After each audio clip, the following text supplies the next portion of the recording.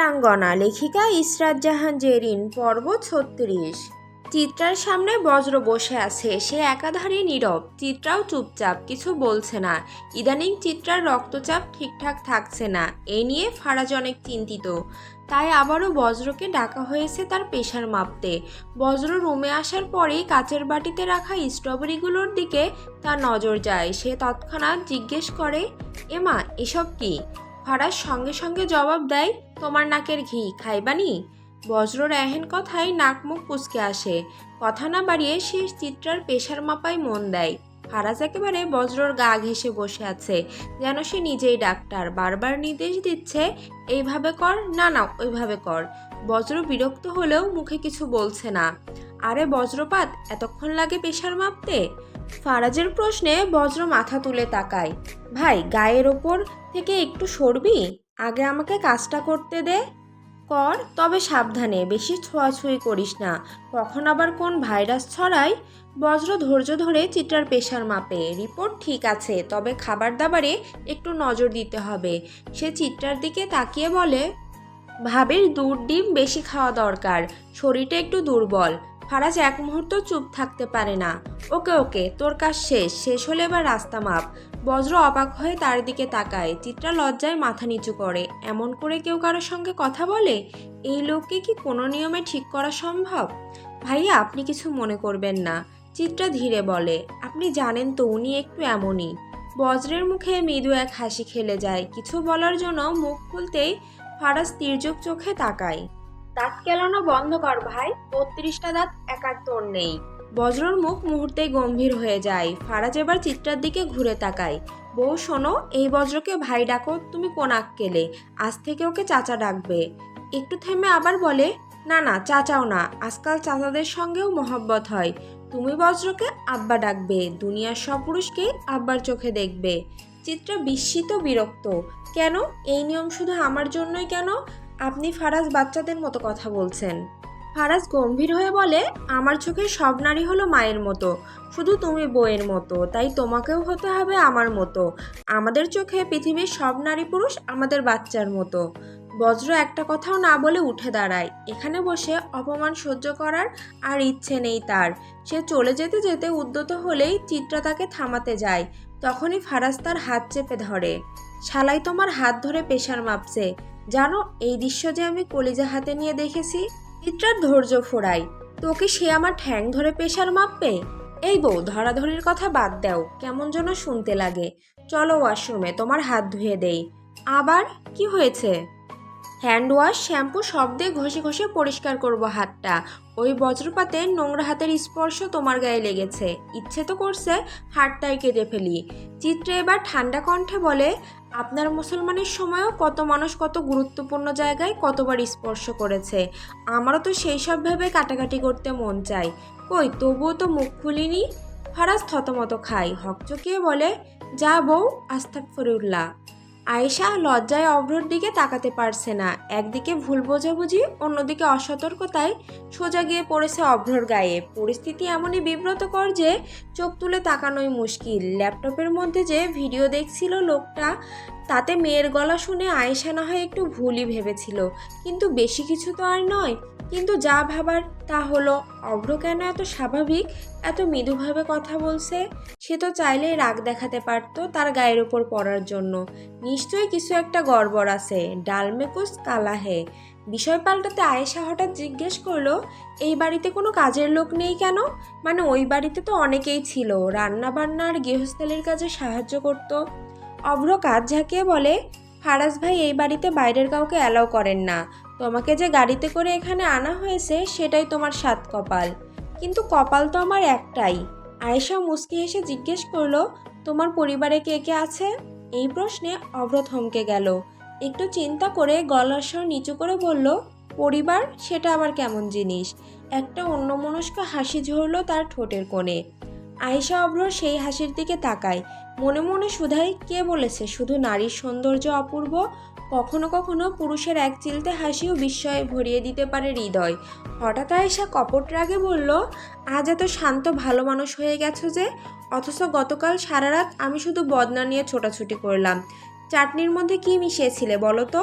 অভ্র হাসতে হাসতে জবাব দিল, কয় প্যাকেট খেয়েছিলে মনে আছে? আয়েশা গুনে গুনে বলল, 7 প্যাকেট। বেঁচে গেছো, এটাই অনেক। এমন খাই খাই মেয়ে আমি জীবনেও দেখি নাই। অভ্র নাটকীয়ভাবে চোখ বড় বড় করলো। খোটা দিও না চান্দু, আয়েশা মুখ ফুলিয়ে বলল। ওয়েট গুয়ালি, এই এত শুদ্ধ বাংলায় কথা বলছো কিভাবে? মুখে ঘি চানি লাগিয়েছো নাকি? অভ্র এক পা সামনে এগোতে আয়েশা সতর্ক হয়ে 2 পা পিছিয়ে গেল। তবু কিছু বলার আগেই অভ্রর ফোন বেজে উঠল। স্ক্রিনের দিকে না তাকিয়ে সে ফোন হাতে নিয়েই উঠে দাঁড়ালো। আয়েশা তার পেছনে তাকিয়ে একটু দীর্ঘশ্বাস ফেলে নিজের মনকে বলল, এই শালার জ্বালায় আর একটুখানি ঝাঁকানাকা হইতে পারুম না মনে হয়। সবসময় মূর্খ বানাইবার চেষ্টা করে শালা। এটার সঙ্গে ভালো করে কথা বললেও কেমন করে।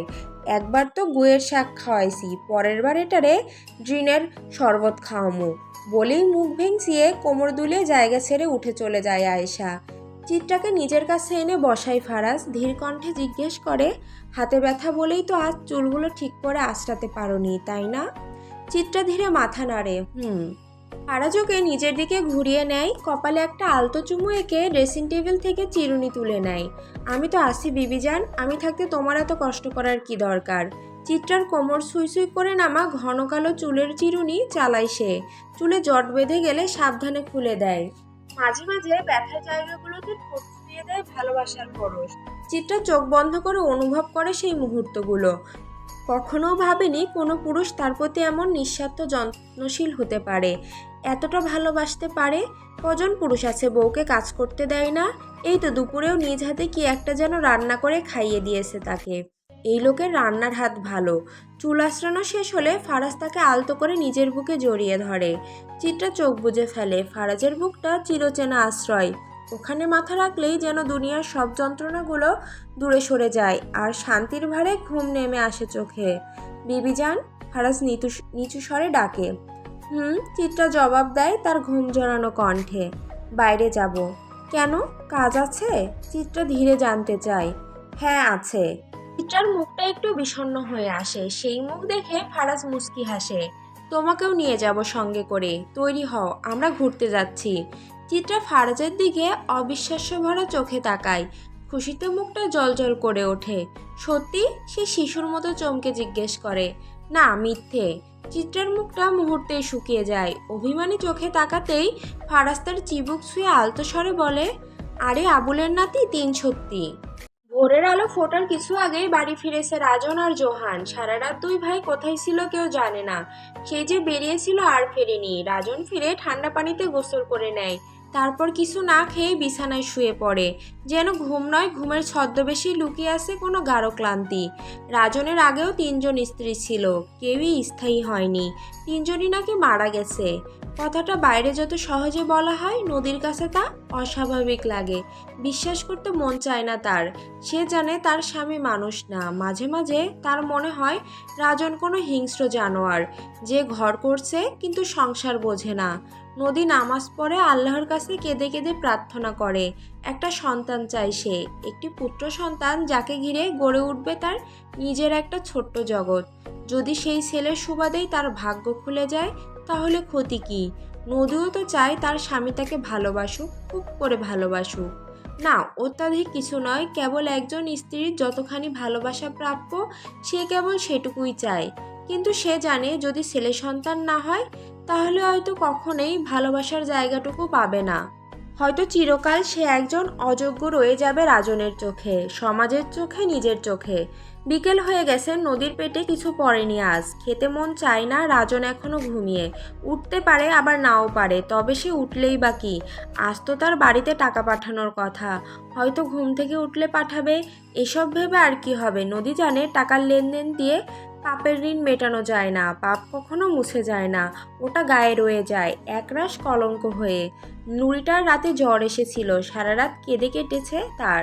দুপুরে একটু ঘুম এসেছে, অথচ সেই ঘুমের মধ্যেও যেন ব্যথা লুকিয়ে আছে। একটা নিষ্পাপ শিশুর নিঃশব্দ আরতি। রাজন কখনো তার দিকে ফিরে তাকায়নি, কখনো বাবা হয়ে ওঠেনি সে। স্নেহ তো দূরের কথা, দায়িত্বের ছায়াটুকু সে মেলেনি নুরির ভাগ্যে।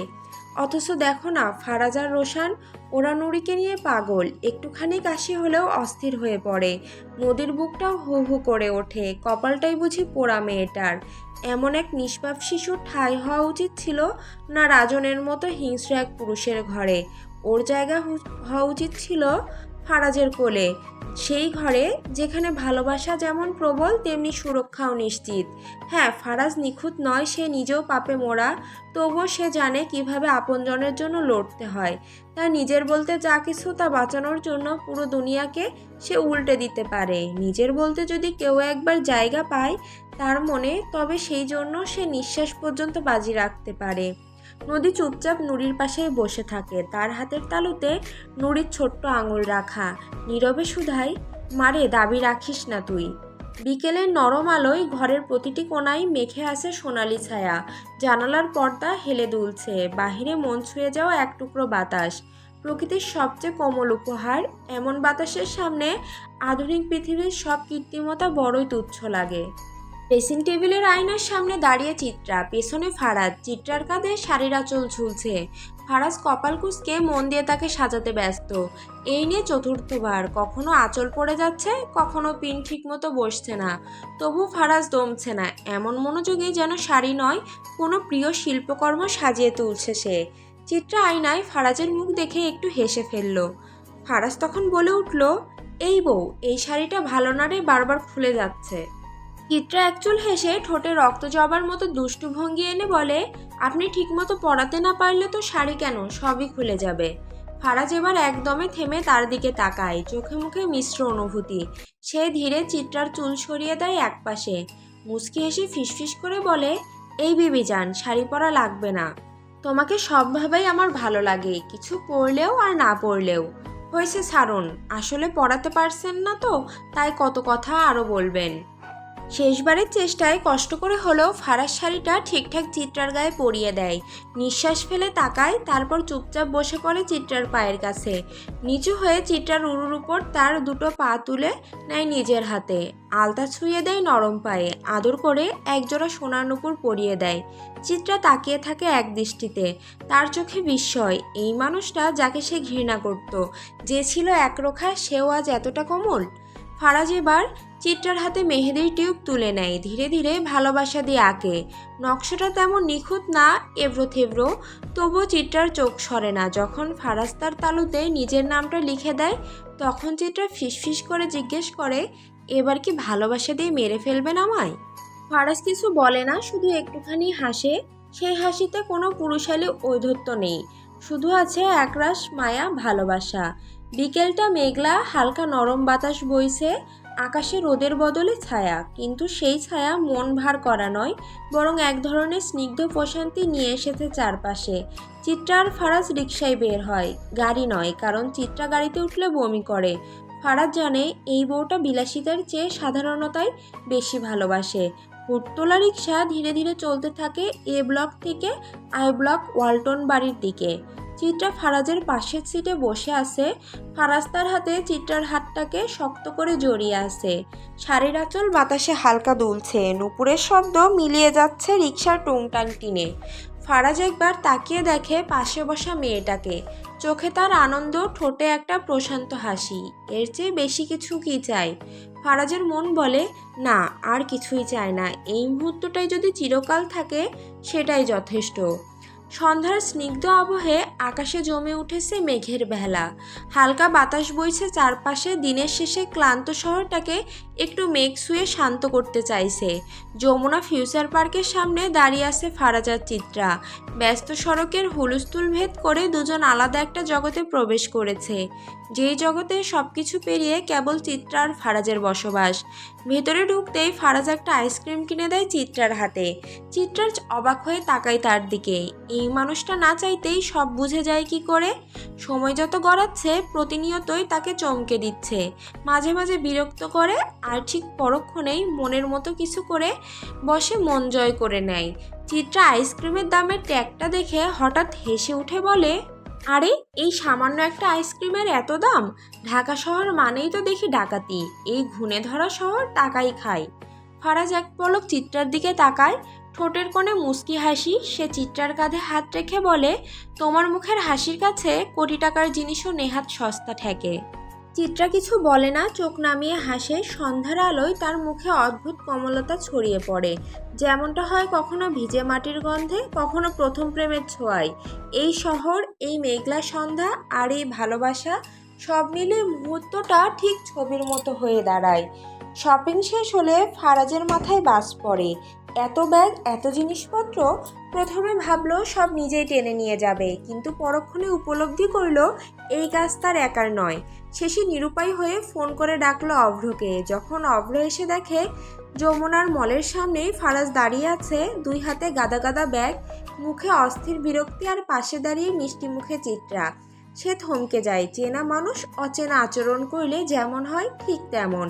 এটাই ফারাজ, সেই স্বার্থপর একরোখা নিজের জগতে ডুবে থাকা লোকটা, নাকি এখন যা দেখছে সবটা একটা ধোঁকা?